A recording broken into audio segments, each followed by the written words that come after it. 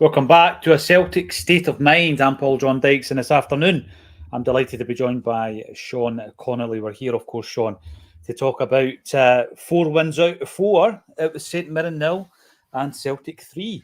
Fairly impressive this afternoon, I've got to say.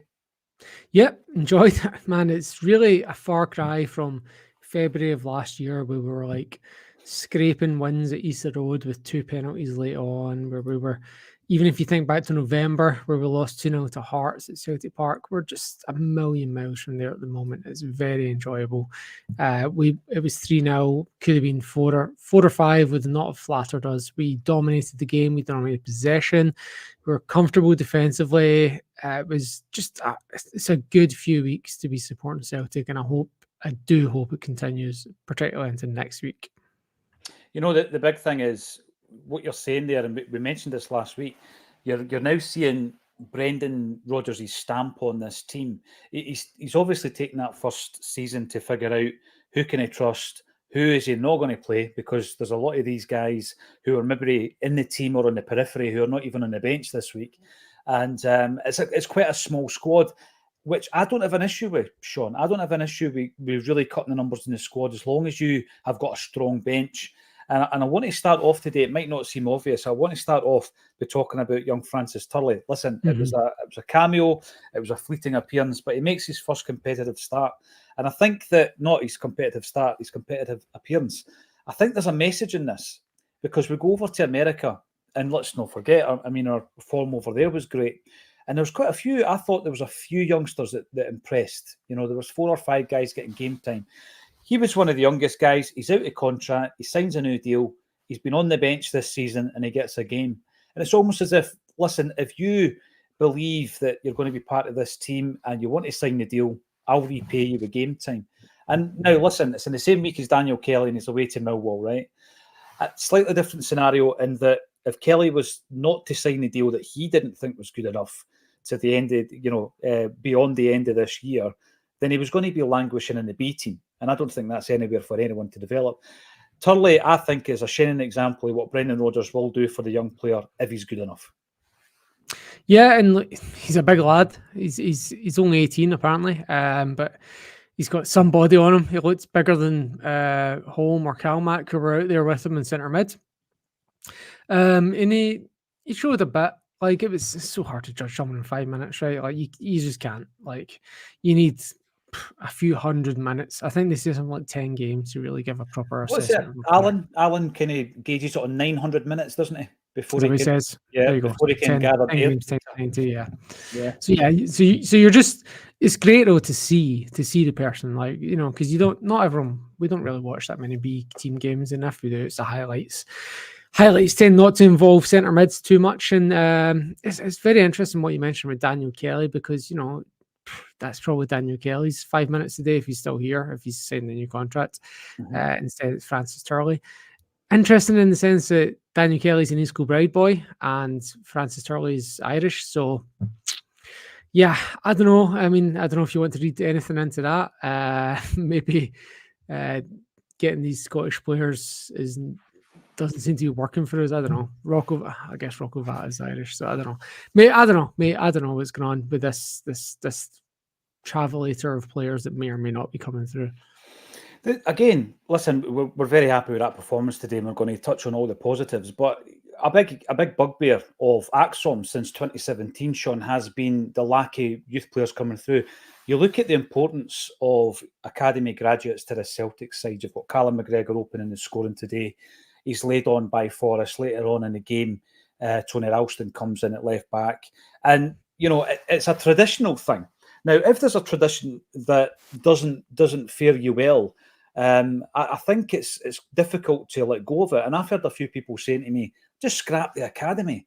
And I don't think a club like Celtic should ever consider that, you know, scrapping the academy. We have always had a great kind of tradition and history of producing our own players. Every great Celtic side, look at every single great Celtic side, and you think, right, there's a batch of players in that side who came through. Even the UEFA Cup final side with the likes of Sean Maloney and Jamie Smith. Jamie Smith, he was on the bench that night, wasn't he? He came on. Yeah, absolutely. So I think every team that Celtic have ever had. Great side has had that core group.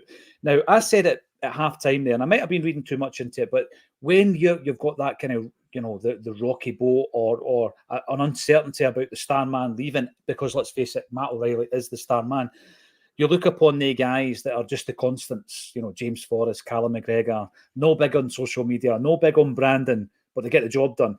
And I think it's important, but we've not had that wave for a long time. I think that's why I'm focusing on the situation that we faced with Rocco and Daniel Kelly, and now young Francis Turley, as you say, getting those minutes that one of those boys inevitably would have had. So fair play to him. And I hope he does really, really well. I hope it's the first of many games. The next game that James Forrest plays, of course, will be his 500th against Rangers. Just how well do you think we are positioned? Forget for a moment any new recruits coming in the next week. When you look at the 4 games, it's been pretty impressive so far, Sean, hasn't it? Yeah, I mean the fact remains though that we are weaker than we were 7 days ago, just through the loss of Matt O'Reilly going to Brighton. But we still looked good today. Hatate really stepped up in his absence. Kalmak was excellent today as well throughout the game up until the end.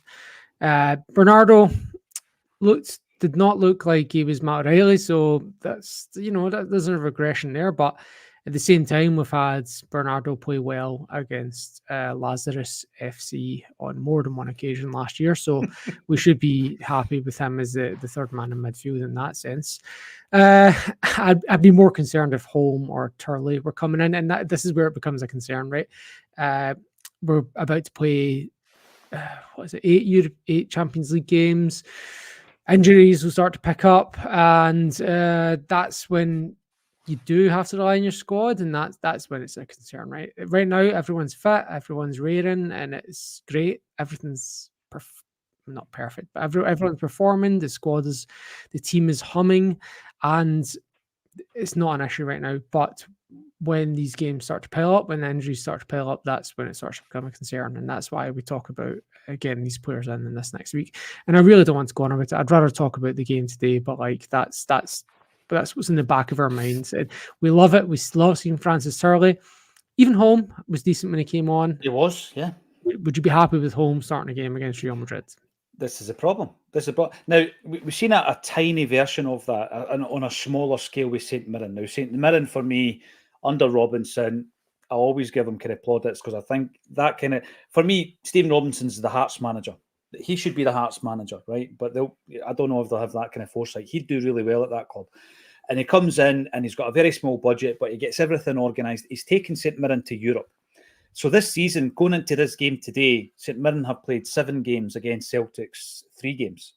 And I think it shows because, and again, on a smaller scale, Sean, you need to have that depth of squad. Now, they've strengthened with Rooney coming in, Jakaviti coming in, but at the same time, you need proper depth if you're going to play the extra games. And Celtic will find that, even with the fact that we still have a decent-sized squad, we do need to have that quality, because when you're looking on the bench, and I agree with you about Holm, I've not been happy with Holm's progress since he's come into now. I think he's shown that the nice wee flashes that he showed at the beginning of last season. What you need from him is that 20 games in a row. He's never had that. He's never had that at Celtic at the moment. So you're right, going into the Rangers game next week or going into a Champions League game, if I see Holm starting, that's a concern for me. And that's what we're talking about. It's an underlying thing all the time, even though we're going to speak about the positive nature of today's win and the start to the new campaign. That's the undercurrent that keeps, it's in the back of your mind constantly. Well done, Turley, says Mackenzie Coyle. I think it's important to give the young kid praise, and Brown Warrior does the same. He did well there, reading the game well, sees the danger. What I always like about a player, Sean, is one who never hides. They're always showing for the ball. And Turley did that. And I love to see it, because there are, you might have come on. I think Yang has got a tendency, for example, to show for the ball when the ball's not on. He'll sometimes stand just the wrong side of the defender, and the lane's not there, and it looks as though he's showing for the ball, but the player looks up and thinks, right, there's no space. There's a lot of players do that when they don't really want to take responsibility. So it was great to see the kid. We'll go right back to the first goal. McGregor opens the scoring. There's always that responsibility on his shoulders anyway, Sean. He's given up the international game, and he's as I said before, by the end of the season, he could be right up there in the top 3 in terms of the most decorated players in Celtic's history. He's a bit of a unique player these days, as is James Forrest, in that he's a one-club man, discounting the loan at Notts County for 18 months or whatever. And, I'm not willing to write him off just because he's the wrong side of 30. I think, when you look at Bruni, and yeah, in terms of speed, pace, kilometres covered and all that, that's going to regress naturally. But I still think McGregor could be the linchpin for us for the next 3 or 4 seasons. I think at least 3, yeah. And I think that needs to be the message to these young kids, right? To Francis Turley is, do you want to be the next Callum McGregor? Do you want to be the next Scott Brown? Do you want to be, the next Billy McNeil, whatever, John Kennedy even, who would have had a sensational career were it not for injury. We want these players to aspire to, these young players to aspire to be Callum McGregor. And how much better opportunity do you have to step up and be that person than when he's in the building and you can see him and copy him and become that player? We obviously do want to sign sensational £8 to £10 million players from Austria or Chile or Antarctica, and for them to come in and set the world on fire and leave for 40 million. But what we really want and what we would love for these young players to do is to be the next Callum McGregor. We want we want the next one to come through.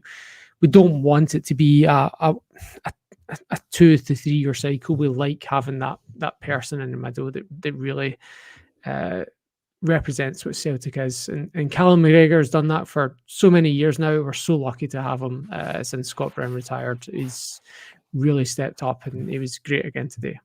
Yeah, it was. There's some great points coming through, some excellent points coming through. So thanks everybody for getting involved. We'll bring as many of you into the discussion as we can. And just to show that we don't just bring up the YouTube comments, here's Ronan Boyle on Facebook. Celtic's USA trip has brought this team on further. The only frustration with this, and I'm not looking for negatives, would it not have been great to have 3 or 4 new players in that group as well, Sean? Because it really can bring teams together, it can bond. It's a great bonding session. And I think Ronan's right. We've had that good pre-season when there's a lot of people come in saying, not interested in scores or performances. It means nothing. But what it can do is it can build momentum. And I think we've seen that coming into the first 4 games domestically.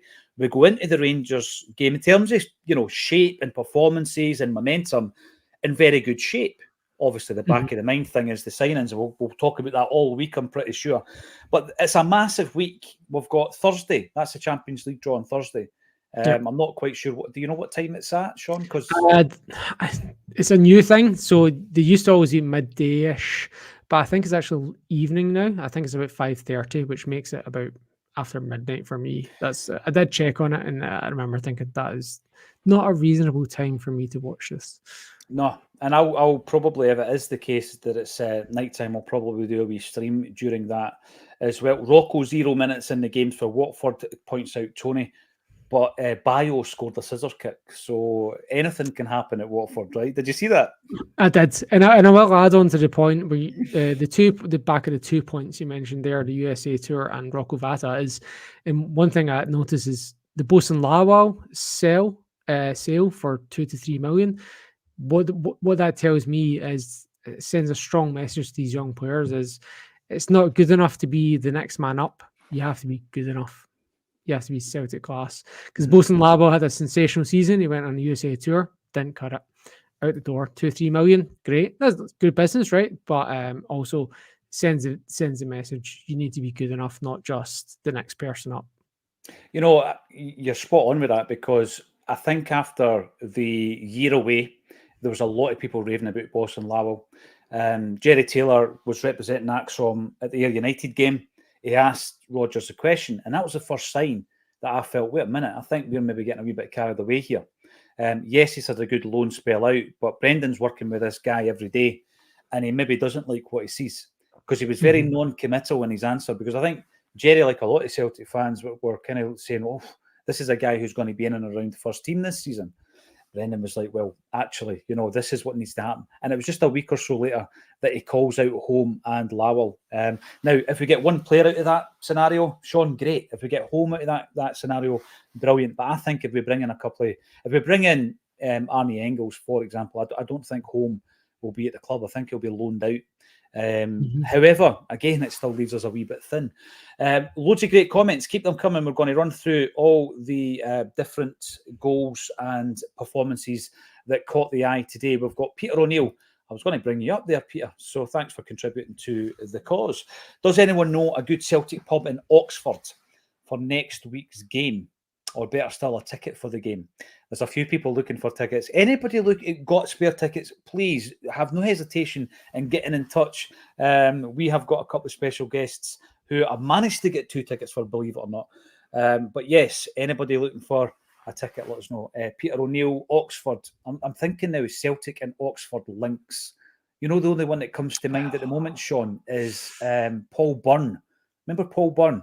Yeah, I remember Paul Byrne. That was scored a couple of goals right against in my Rangers. time. Scored against, yeah, that's right. The old Rangers. He started off at Oxford. He was playing first team football at 16, gets a move to Arsenal, doesn't work out, goes back to Ireland before he comes to Celtic. So yeah, anybody else? Did play for Oxford? Kundabenye? No, did he go to Oxford after Celtic? I know he came from someone different.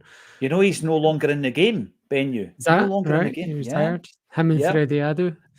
young age to retire. By the way, just before I forget, right, there was a comment there, and I'm going to have to echo this here and see what you think. Dyson Maeda was called the best pressing footballer in the world by Chris Sutton. I heard that. Right, so I'm just going to throw that out. What's your thoughts on that, Sean? I mean, it was a bold statement. It was, and there would have to be a lot of assessment for that to be valid. But I get what he's saying, but I think there's probably a little bit of cheerleading there. Dyson Maeda is a sensational pressing footballer, and no one in Scotland compares to him, I don't think. And that's and to extrapolate that to the world is obviously a bold statement, but that is really the reason why Maeda's in the team, isn't it? Obviously, Kuhn had a bit of a back problem, so he didn't really train this week. So it's hard to say that he was dropped in favour of Maeda and Forrest. And I do feel that Kuhn and Maeda would be our first 2 choice, despite the fact that Forrest has been great for the last 6 months. I think if Kuhn could finish from 18 yards, he would be basically the next Arjen Robben, and he probably wouldn't be at Celtic at that point. But yeah, I think those 2 are our first choice wingers going into Europe. And Maeda, I do agree that he is a pretty outstanding and sensational pressing footballer. And I've seen Kyogo trying to get in that today. He didn't quite do it. Kyogo could not make the game work for himself today, no matter how hard he tried. There was one where he tried to take a kind of a touch, make a pass towards the end, and he got somewhat mocked by the commentators for what was effectively a clearance, like a St Mirren defender. So, you know, like, yeah, the press is obviously part of our game. Kuhn's starting to add it, but yes, Maeda is definitely one of the greatest pressing players that we have, definitely the greatest in Scotland. And to say in the world feels like a cheerleading overstatement. Well, he did get credited for the assist for the second goal, where he lays on Rio Hatate, and it was a great finish. But we're kind of facing a scenario where if all the speculation is true, we might only be left with Rio Hatate and Maeda from our Japanese contingent, having brought in 6 players. Kobayashi and Ideguchi already out the door, Awata not on the bench today, and rumours circulating around Kyogo's future as well. By the way, I think that with regards to that investment and tapping into that market, it's worked really well for us, Sean. But my frustration will always be, why don't we keep doing it? Why don't we keep doing it? And I speak to Liam quite regularly. You know, like anywhere, there's star players in this league every single season. Why won't we dip back into it? Because we can have a scout over there. We can have a global reach should we desire. We can have systems that give us the data before we actually go and scout the players. But just one representative. I mean, pretty sure Nakamura stays over there. Surely he could be part of this as an ambassador or as a scout or something. And it's something we were talking about last week, actually. I had a great pleasure of being on the same stage as Lubo and Big Mialbi. And Mialbi had previously told the story about scouting Virgil van Dijk. I won't repeat it because people are sick hearing it on this show. I've told it once or twice. But the point is, he can scout a player. He can identify talent. And he said when he was asked the question last week, he would be more than happy to do that as a Swedish scout.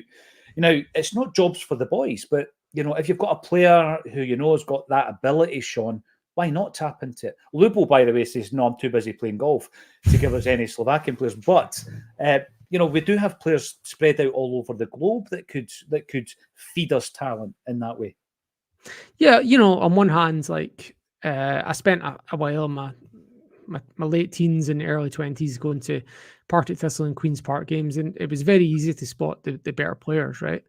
But then to say whether those players are good enough for a higher level is a much more difficult task. And in terms of scouts, the one thing I will say is scouts are a lot like gamblers, right? They only tell you about their wins. True. There's so many news stories of, I told Newcastle, Everton, Manchester United, they should sign Van Dijk from Celtic. And yeah, Southampton were the only one that did, but all the scouts will tell you, I spotted Van Dijk and this team should have signed him. So it's despite the fact it sounds easy, it's not. But that is not to say we should not have a greater reach. We should have a greater reach. We should have more bodies. We should have more data. That is definitely something we should be doing. You mentioned earlier in the show about scrapping the academy. That was the tactic that Brentford took, and they have a great scouting network to replace that. There are teams, Brighton, for example.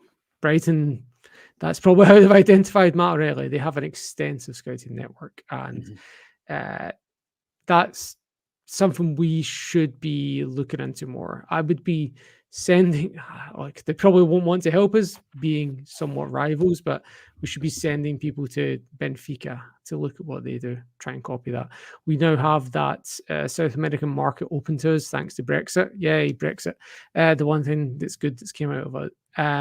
So yeah, we can definitely improve, and that's one way we can do that, despite the fact it's an exact science.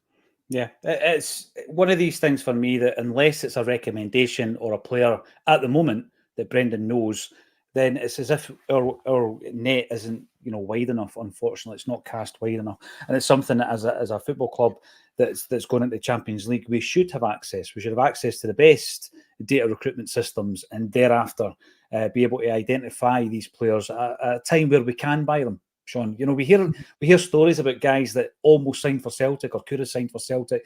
It gets to the point where we can't even be part of the discussion because it's too expensive. But we need to get them early enough. And I think if the recruitment and the scouting team was up to scratch, then we would. But I want to keep focusing on the Rio goal, because not only was it a great goal, it was a brilliant performance by Hatate.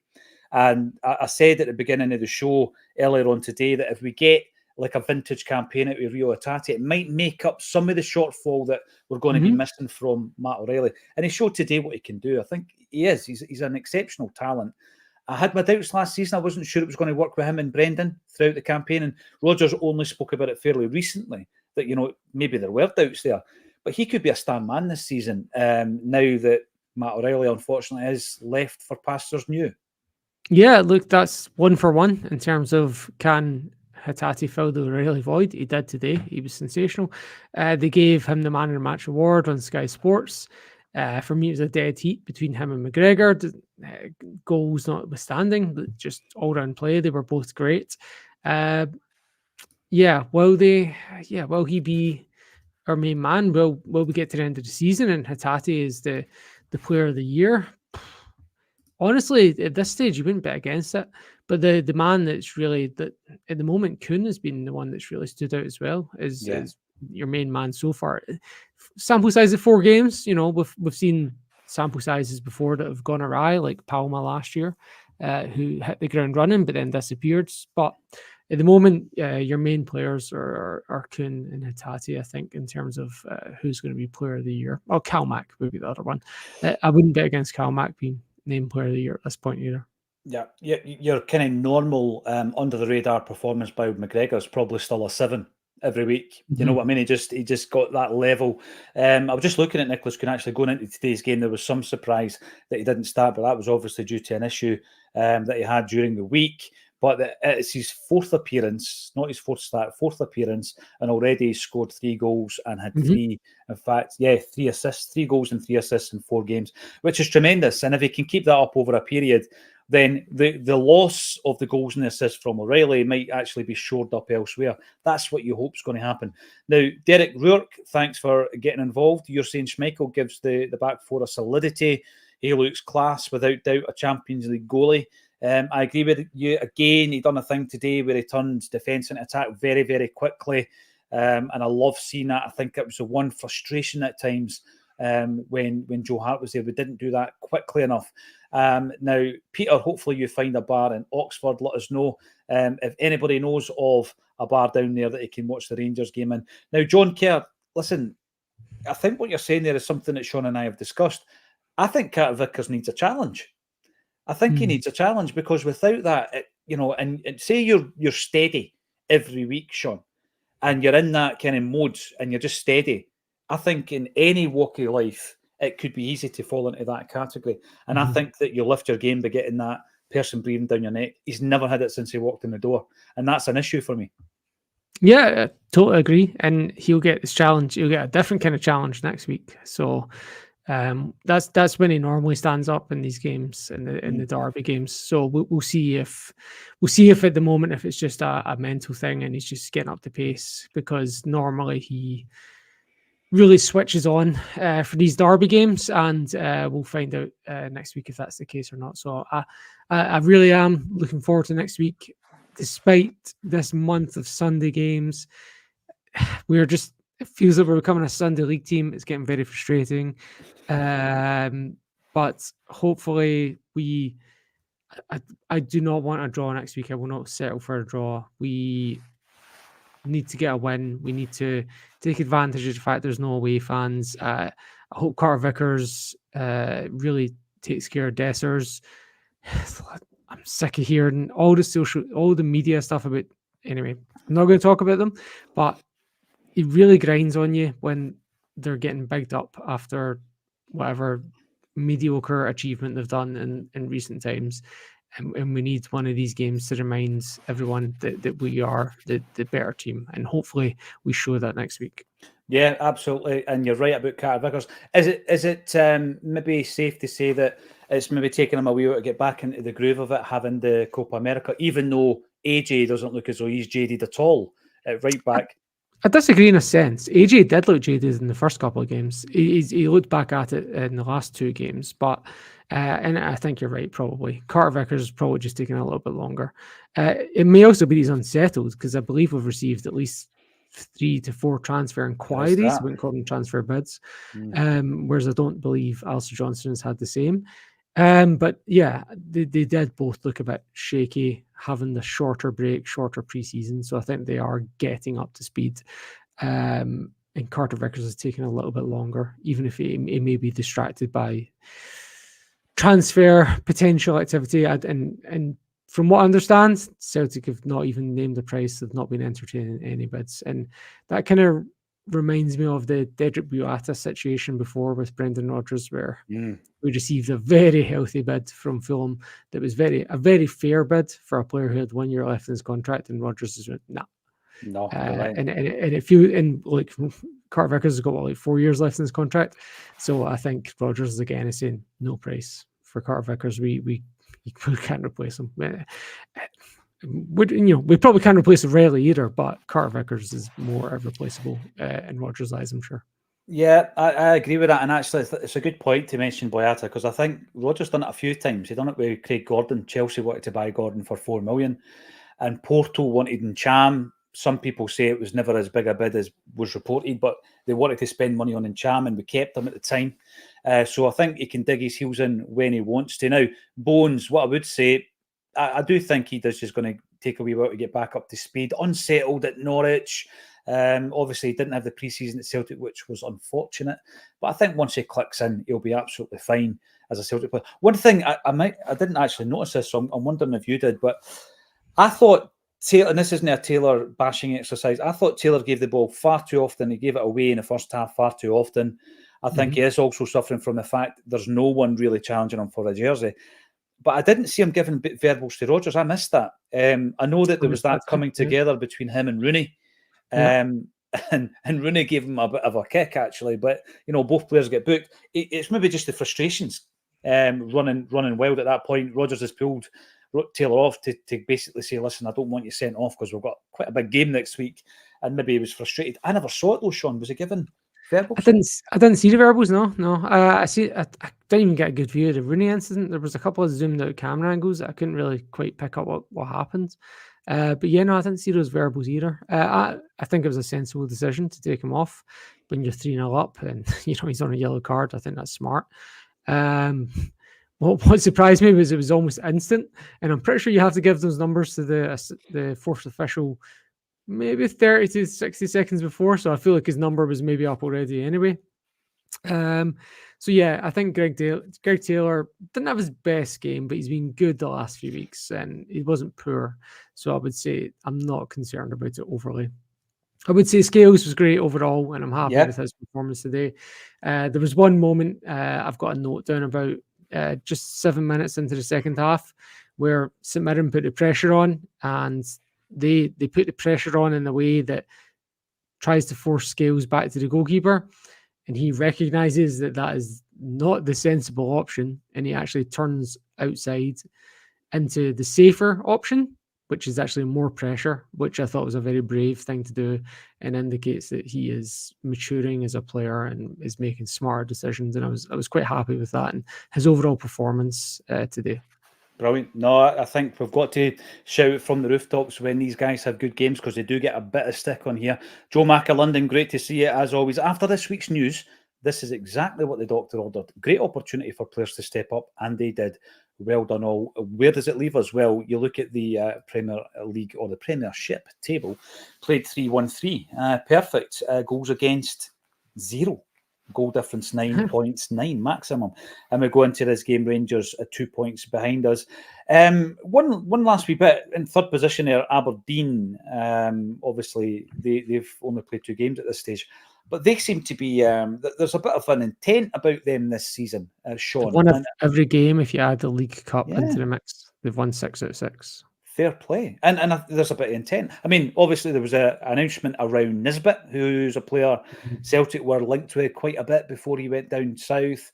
And I think I said earlier to the group that, why not go and sign McCowan as well and really go for it? Because I think there are occasions where a team like Aberdeen, Hibs and Hearts could, hoover up all the best talent in the league and do a lot better than they have been doing. I mean, Aberdeen have been rotten last few seasons, but it does look as though there's some serious intent there.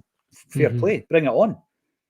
Yeah, and I think it helps. 2 things: not playing in Europe and not having to play Celtic or Lazarus in the first few weeks. We talked about this kind of off air, that like Dundee, for example, have got a good run until I think it's October before they play the Glasgow teams. So I think that's the fixtures that have fallen Aberdeen's way. And again, tonight they're playing Kilmarnock, who have just played away in Copenhagen this week. So they're getting a little bit of luck in that sense. And that is the sort of thing, in terms of the fixturing. And when you get a little bit of luck with the fixturing, you can create momentum that really carries you forward. And I think Aberdeen are really taking advantage of that. And I think Dundee might do the same going forward. Yeah, absolutely. And I'm happy. Very, very positive performance. No moaning and groaning. We've got a big game coming up. We've got the Champions League draw and hopefully a few signings this season.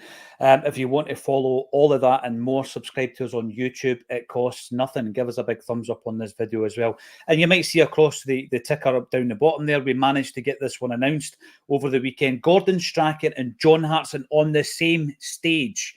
Now, what I will say is we had Gordon Strachan last year and he was sensational. Made my job really, really easy, Sean. He's got a presentation up on the big screen and everything. Funny guy with it, trying to be.